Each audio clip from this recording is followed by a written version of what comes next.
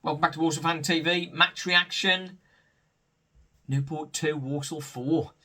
Finally, Walsall are not undone by the teams at the bottom. Very good performance from Walsall. Very solid. Plenty of goals flying in.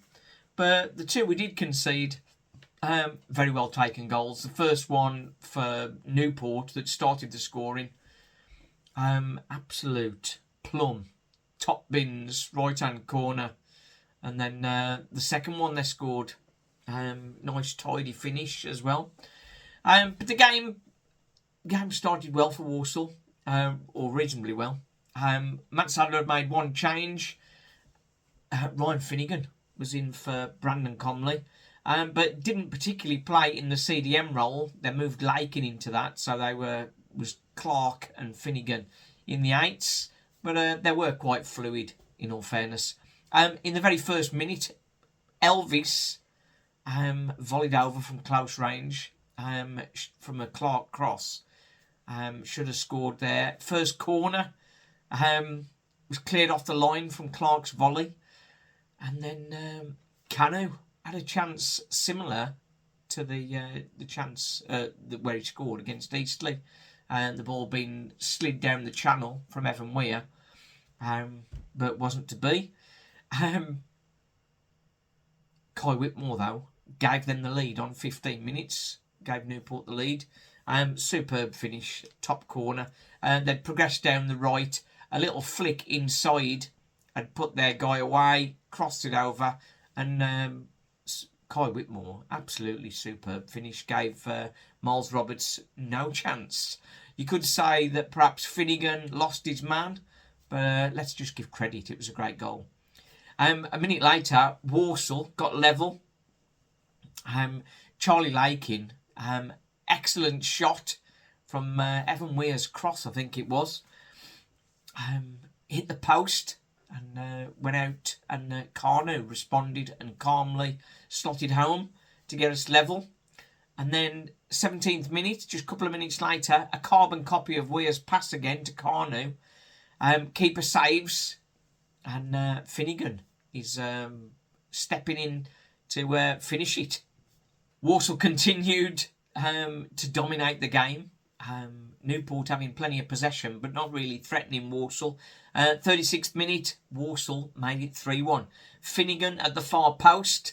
It was a Weir long throw, headed on by Flint, headed on by Clark, and then a head from Finnegan. Keeper saved it, but it came back to him, and he bundled it over from close range.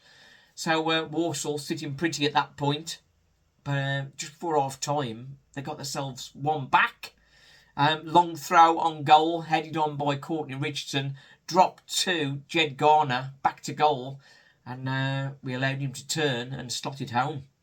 So went in 3-2 at half time, which after a really good first half felt like it was not really as much as we could have had after being so dominant. 7 minutes into the second half, Walsall made it 4-2. Rico Brown finishing off at the near post from an excellent Evan Weir free kick. So Evan Weir doing the damage again. The game did sort of ease off after that. Newport had a couple of chances. Walsall, more chances, could have finished it off and got more goals. But 4-2 is solid. Jabba came on for Elvis for the last 20 minutes. Last 15, Priest, Warrington and Adoma came on for Rico Brown, Finnegan and Carnu. And then right at the very end, Evan Weir struggling with cramp a little bit. Okiki replaced him in injury time. Man of the match for me, you would think Evan Weir with a couple of good assists, or Finnegan for 2 goals. And Carnu, very impressive again. But I'm going to go for Charlie Lakin. Charlie Lakin, absolutely everywhere. So combative, linking up play.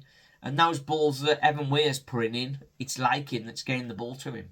So, yeah, I'm going to give it Charlie Lakin. Performance, 8 out of 10.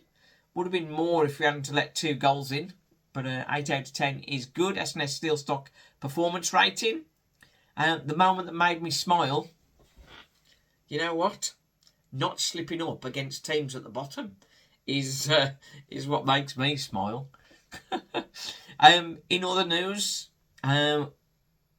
Swindon beat Tranmere, so they're right neck and neck with us on 29 points, 3 points clear of Salford, MK and Grimsby, who all dropped points, all getting draws.